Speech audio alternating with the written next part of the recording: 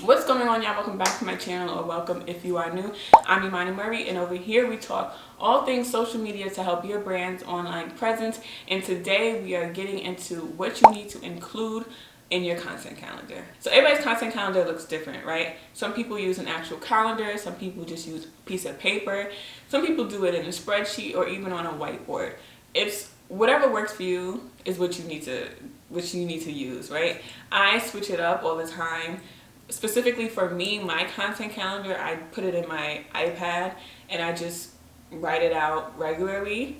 But for my clients, I actually put together an actual calendar to help us both stay on track, right? In addition to it helping us stay on track, if you have multiple departments or there's multiple people on your team that are working on your social media platforms, it'll help everybody stay on the same page. It'll help the brand message stay cohesive, especially if you're if you have like a sale coming up or there's a big holiday or celebration coming up within your company.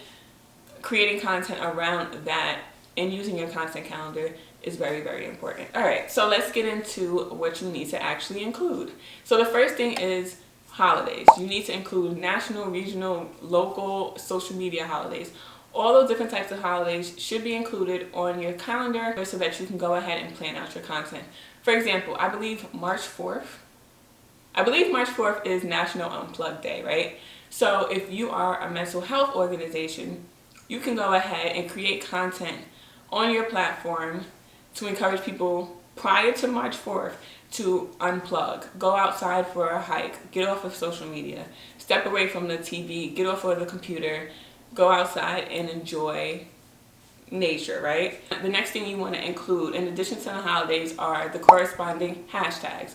A lot of these holidays have their own hashtags, so making sure that you incorporate that into your calendar and into your plan is key, because why not? Why would you not use a hashtag that corresponds and can help boost your content, right? The next thing is you want to have captions, and this doesn't have to be the final version of your caption. It can definitely be a draft, but just so that you have an idea of what you're going to be talking about in the caption. And then the fourth thing is the theme or the topic of your piece of content. So of course there's going to be days where there aren't any random holidays, any local holidays that you can post about. So being able to tap into your content pillars will keep your content flowing. And if you don't know, content pillars are like 3 to 5 topics that your page, your profile should really just focus on. Of course, you can go outside of those if you want, but usually I recommend 3 to 5. And when it comes to writing down and jotting down your theme or your topic of the content, provide as much detail as possible, because you can go ahead and plan your content around this theme, and you know what you're aiming to shoot or what you're aiming to create, right? The next thing you want to include on your content calendar is which platforms you're posting these pieces of content on. So for me, I only focus on Instagram and YouTube for the most part. So on my calendar, it has Instagram content and YouTube content, and for the most part that content the same content is not posted on both platforms, so I need to go ahead and differentiate between the two. So if you're posting on Twitter, LinkedIn, Instagram, Facebook, you need to make sure that you're saying which platform gets what piece of content. And then the next thing that I do special to my client content calendars is I have a section on the calendar where they can write down 3 goals that they want to hit for the month, right? And these don't have to be social media goals. These can just be goals that they want to hit within their business. Having those goals in mind prior to creating the content will actually help you really focus on what content you should be creating. So maybe you're trying to hit a certain sales goal, you'll then be creating content around certain products. Or maybe you have your company's anniversary is coming up, so maybe you'll want to do like a week of celebration posts. Having that in mind will help you create your content in advance, right? So speaking of my client specific calendars and content calendars that I create, I am back with another freebie, another free 99 content calendar for the second quarter. So that includes April, May, and June. Now you can go ahead and click the link down below to download it. Like I said, it is completely free. And this calendar has all the holidays, like random holidays that that people don't even think about, from national to regional to local to social media holidays, plus the hashtags. They're all in there, right? Tell a friend to download it.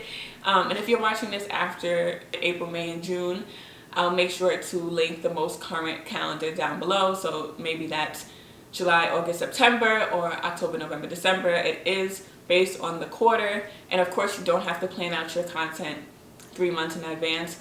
Maybe you want to do it every month. It's good to plan out your content quarterly, but if that's too overwhelming, of course you can just plan it out month by month. And using a content calendar is good, especially if you have like a campaign coming up. You can go ahead and keep everybody on track using the calendar. And I always get asked, how far in advance should you plan out your content and create the content?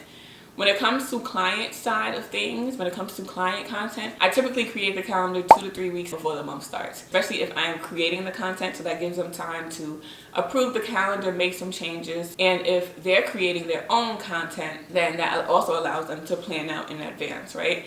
So I say 2 to 3 weeks in advance.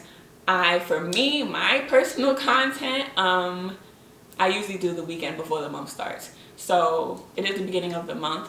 So last weekend I did go ahead and plan out all my content for YouTube and Instagram, but that's because I have control of what I need to do. I don't recommend, if you are a brand owner or you have a business, I don't recommend that you wait till the weekend before. So yeah, that's it for today's video. Don't forget to go ahead and download that content calendar and get you right, okay? Let's step this content up for 2022. And if you download the calendar, go ahead and tag me on Instagram. I would love to see it. I would love to see how you're using the calendar. Thank you for watching, and I will see you in my next video. As always, you can follow me on all social media platforms at It's Imani Murray.